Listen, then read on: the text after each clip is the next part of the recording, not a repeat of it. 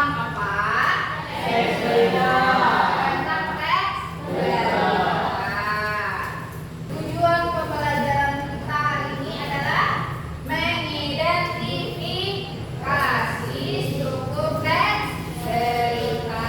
Lalu lagi ini menganalisis struktur teks dan mempresentasikannya di depan kelas. Apa langkah-langkah pembelajaran kita hari ini?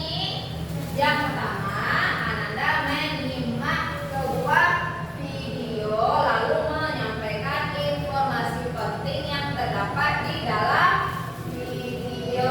Setelah itu, Ananda duduk berkelompok. Kemudian baru Ananda mendiskusikan tentang struktur teks berita. Setelah itu, Ananda nanti akan dibagikan sebuah LKPD, lalu Ananda kerjakan. Apa yang dikerjakan? Yaitu LKPD yang Ibu berikan. Setelah Ananda mengerjakan, lalu Ananda presentasikannya di depan kelas, lalu ditanggapi oleh kelompok lain. Kemudian yang terakhir, Ananda mulai menganalisis dan mengevaluasi jawaban dari kelompok pengaji. Sudah bisa dimulai? Sudah ya. Sekarang kita mengadakan sedikit.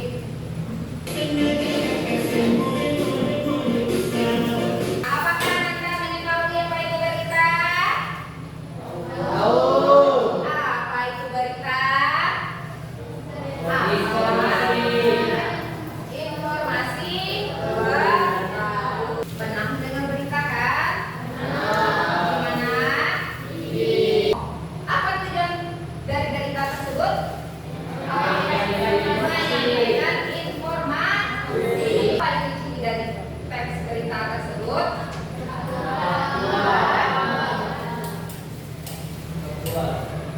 Pak, ciri-cirinya? Ada sebuah kemudian Pak, apa saja struktur yang terdapat dalam teks berita? Ada itu judul ini harus bagaimana? Bukan, padat dan menarik. Kemudian mencerminkan isi berita. Lalu apa lagi? Ada teras berita. Di dalam teras berita ini tentang apa saja? Ada terdapat di mana?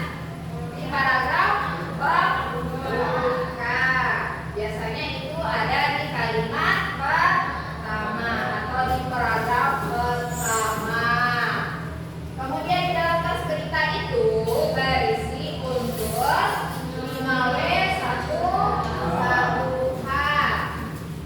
Kemudian apalagi struktur dan teks berita ada isi berita. Di dalam isi berita ini terdapat penjelasan lebih lanjut berdasarkan kronologi, latar belakang, kutipan narasumber, dan bisa mencakup tambahan dampak atau respon pihak terkait. Semuanya fokus ke depan ya, fokus. Nah, kemudian apa lagi? Ada ekor berita. Nah, di dalam ekor berita ini berisi informasi pendukung atau fakta tambahan. Simak video ini ya. Anda catat nanti informasi pentingnya.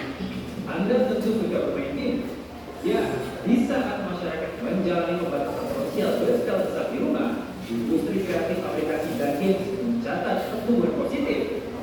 Salah satu pengembangan game lokal seperti MindGame.com punya cerita manis di balik suramnya pertumbuhan ekonomi kuartal 2 tahun 2020. Bahkan anak sekolah sampai beberapa negeri dan Indonesia sebelum dalam balik stay at home itu membuat pedagang gitu ya, yang apalagi online itu memang ada sedikit rezeki dari mana meningkatnya yang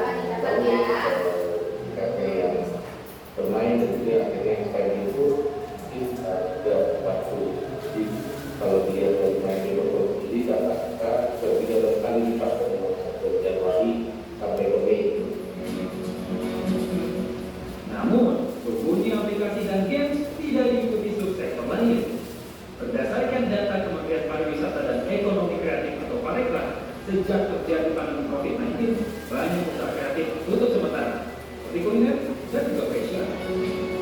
Adapun penurunan event karena pembatasan orang berkumpul juga membuat usaha kreatif di bidang seni pertunjukan pun berhenti.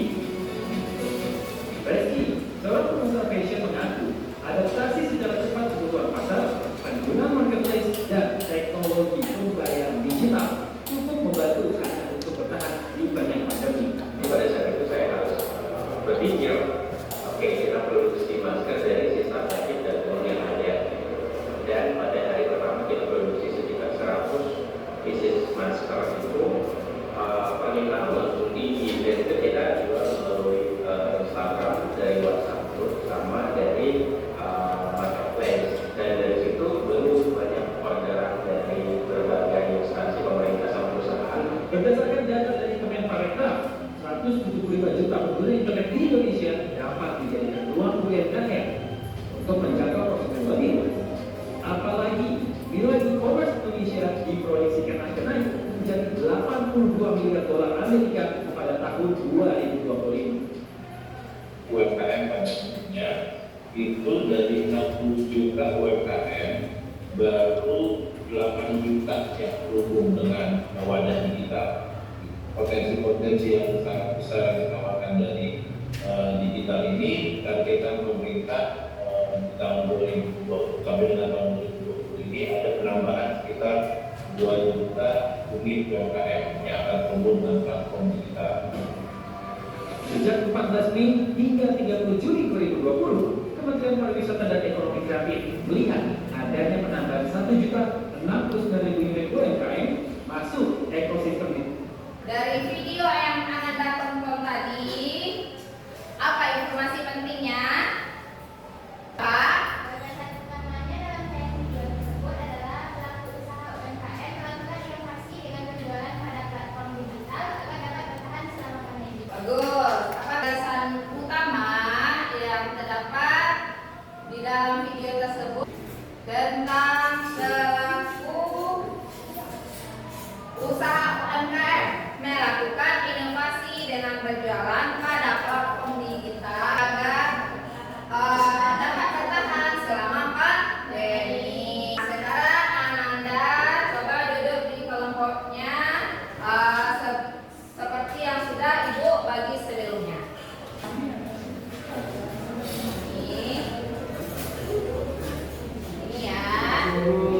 Sama dari LKPD yang Ibu bagikan tadi, di sana ada contohnya ya, ada contohnya. Jadi kan Anda bisa melihat dari contoh itu. Terus kemudian di sana ada dua kan, ada teks dan link video. Jadi Anda bisa menonton video juga bisa lewat teks. Jadi apa yang Anda kerjakan? Menentukan struktur teks. Akan Anda diskusikan dulu, Anda diskusikan tentang struktur teks, lalu nanti baru Anda kerjakan.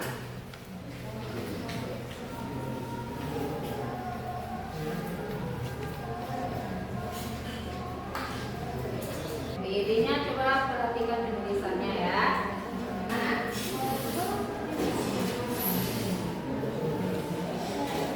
Itu yang sudah tadi.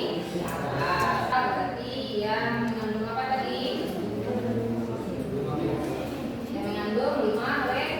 Nah, jadi Anda jelaskan berdasarkan judul yang Anda angkat. Terus kemudian diberitahu.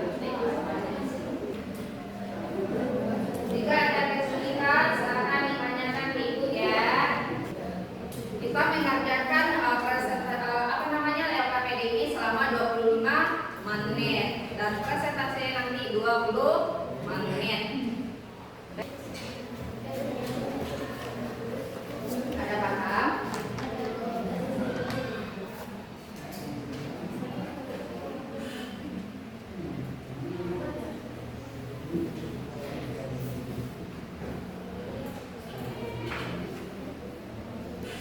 Ya.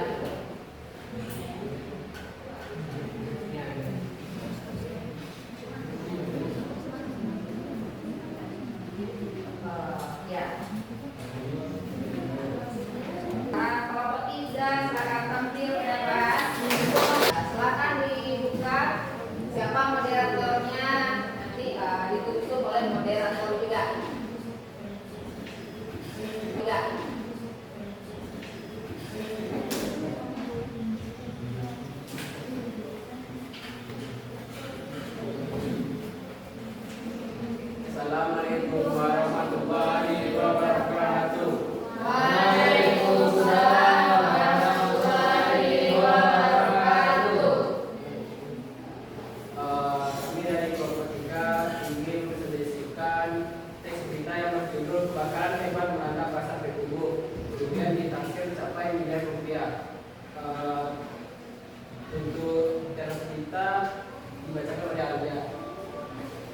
Baik teman-teman semua, untuk struktur teks berita di teras berita itu kalimat yang kami buat adalah kebakaran hebat melanda pasar Payakumbuh pada Jumat malam 12 September 2025. Api dengan cepat melahap puluhan kios dan merusak pedagang, menyebabkan kepanikan luar biasa di antara warga dan pedagang. Tidak ada laporan jiwa dalam insiden ini. Namun kerugian materi diperkirakan mencapai miliaran rupiah. Hingga saat ini, penyebab pasti kebakaran masih dalam penyelidikan pihak berwajib. Selanjutnya, berita akan dibacakan oleh Hanif.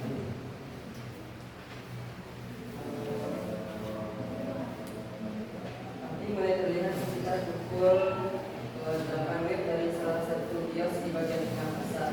Saksi mata Nina, seorang pedagang kain yang kiosnya tak jauh dari lokasi kejadian, menceritakan bahwa api membesar dengan sangat cepat. Tiba-tiba saja sudah ada asap tebal dan api langsung menyambar-nyambar. Semua panik. Kami langsung berusaha menyelamatkan barang-barang seadanya, ujarnya. Dinas Pemadam Kebakaran dan Penyelamatan Kota Payakumbuh segera mengarahkan seluruh armadanya ke lokasi. Sebanyak 5 unit mobil pemadam kebakaran dikerahkan untuk menjinakkan api. Proses pemadaman berlangsung dramatis karena api terus membesar dan dikhawatirkan merembet ke blok-blok lain. Petugas juga kesulitan menjangkau api karena gang-gang pasar yang sempit dan banyaknya tumpukan barang dagangan.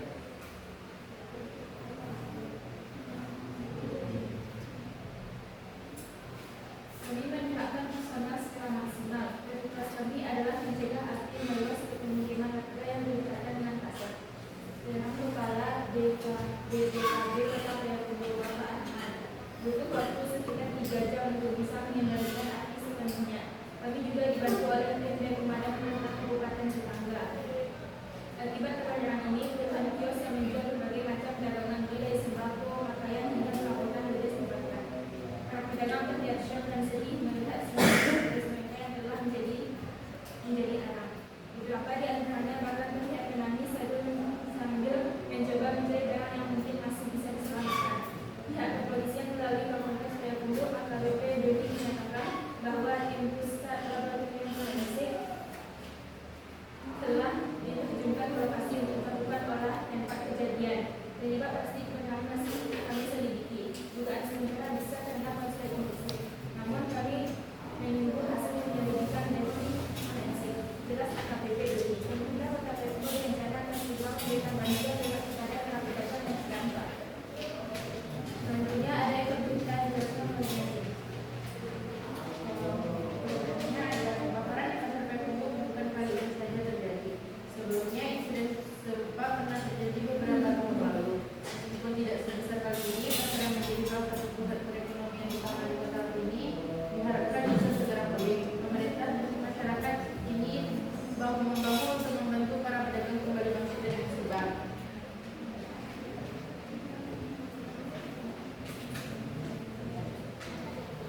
Baik, setelah kami memanfaatkan beberapa hasil dari kelompok kami, apakah ada teman-teman yang ingin bertanya mengenai hasil yang telah kami buat? Baik, silakan kelompok 4. Tidak, terima kasih kepada moderator. Perkenalkan, nama saya Saudara-saudara dari kelompok 4 akan menanyakan bagaimana proses pemadaman api dilakukan.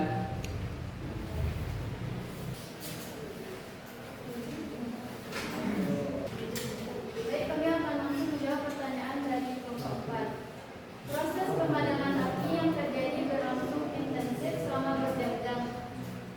Api yang dilakukan mulai berkobar sekitar pukul 3:30 sampai pukul 5 WIB. Baru berhasil dipadamkan sepenuhnya sekitar 10:30 sampai 11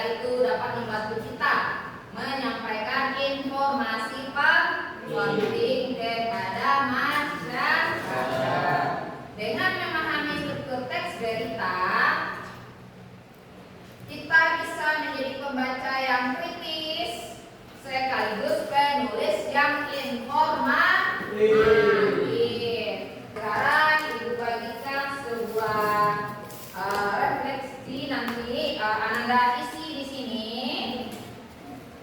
Di sini bagaimana perasaan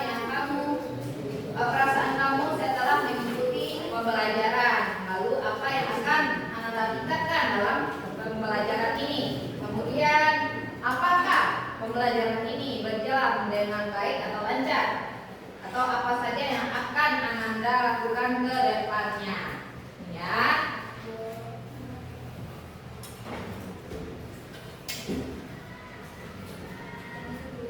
Ya, sama.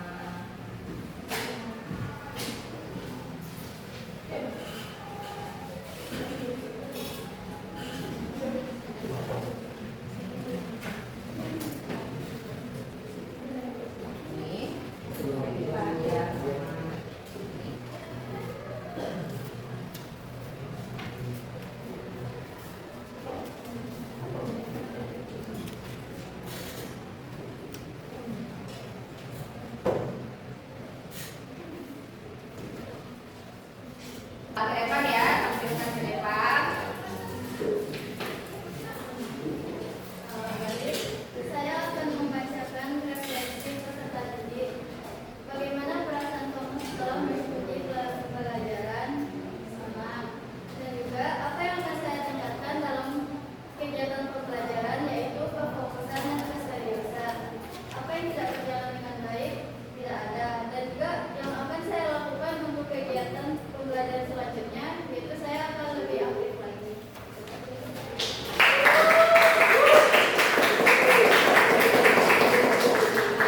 Satu lagi tunjuk. Siapa namanya? Nah, silakan.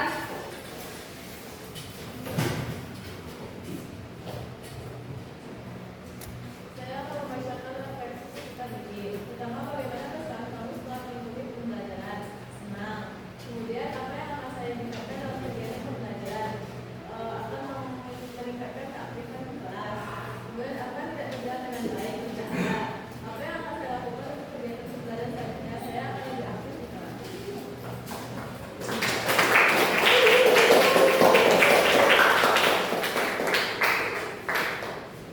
Nah, Ibu tunjuk lagi ya kepada Sabil. Silakan Sabil.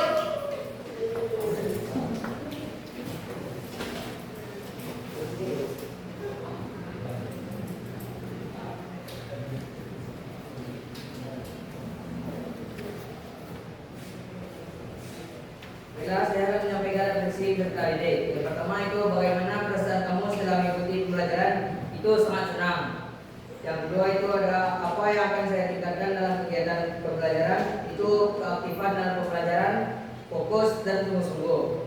Apa yang tidak berjalan dengan baik, semua berjalan baik dari awal sampai akhir. Dan yang terakhir, apa yang akan saya lakukan untuk kegiatan pembelajaran selanjutnya, itu lebih giat, sungguh-sungguh dan lebih yakin dalam pembelajaran ini.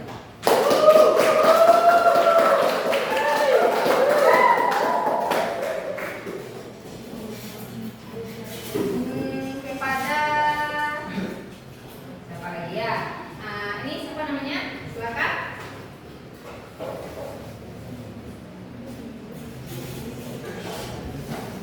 Baik Bu, ini saya dan teman-teman semuanya. Saya akan menyampaikan refleksi pembelajaran hari ini. Bagaimana perasaan kamu setelah mengikuti pembelajaran?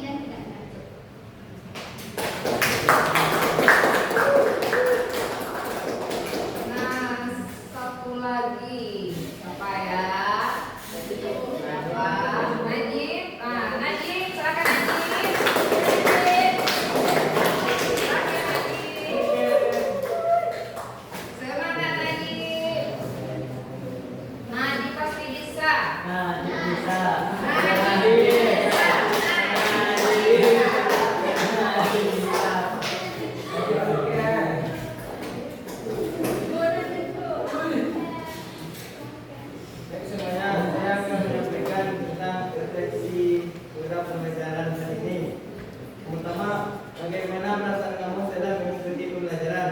Senang. Dan selanjutnya, apa yang akan saya tingkatkan dalam kegiatan pembelajaran?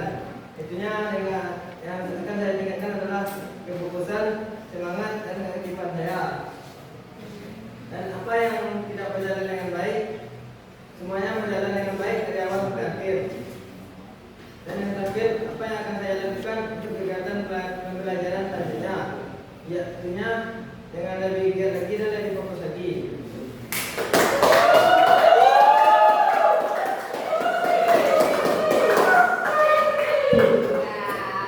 Selanjutnya kepada Awalia. Silakan Awalia.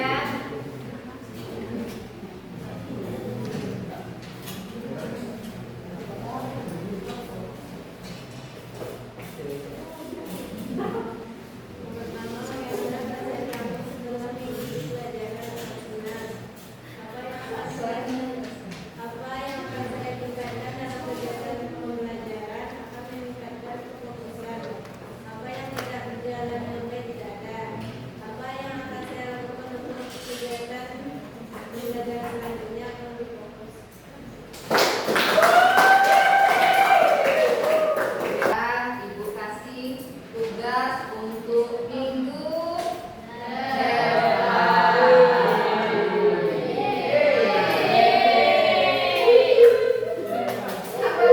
depan. Ananda nanti di rumah ya. Di rumah Ananda dengarkan sebuah radio, sebuah berita, baik itu dari televisi, radio atau dari media daring seperti YouTube, boleh juga TikTok ya. Kalian suka nonton TikTok. Nah, setelah Ananda membaca berita tersebut, nanti Ananda tulis ulang menjadi teks berita. Itu sesuai dengan unsur 5W1 H. Kemudian setelah Ananda menulis itu, menulis teks berita tersebut, lalu Ananda nanti bacakan teks tersebut secara lisan, seolah-olah Ananda itu seorang reporter. Bisa nanti Ananda bacakan lewat vlog, seperti Ananda nanti rekam lewat bisa Ananda upload di YouTube atau di TikTok. Nanti Ananda kirim linknya ke ibu, bisa ya. Dan untuk materi selanjutnya kita sudah kita akan ujian sumatif. Sekarang kita siap-siap untuk pulang. Sebelumnya kita mengucap syukur, doa syukur terlebih dahulu. Jika bersyukur, syukur mulai.